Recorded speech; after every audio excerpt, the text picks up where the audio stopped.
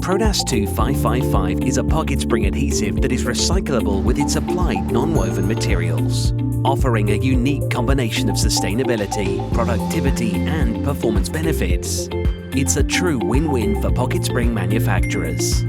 The innovative hot melt can be recycled with non-woven fabric at the end of its life and then reprocessed to make new non-woven materials, providing a complete cradle-to-cradle solution. Its advanced formulation reduces glue consumption by up to 40%, lowering the likelihood of production stoppages, reducing costs and improving profitability, as well as increasing resource efficiency, further benefiting the environment. The adhesive is well suited to fast and slow production speeds with its high initial tack and provides good adhesion to higher and lower grammage non-woven substrates.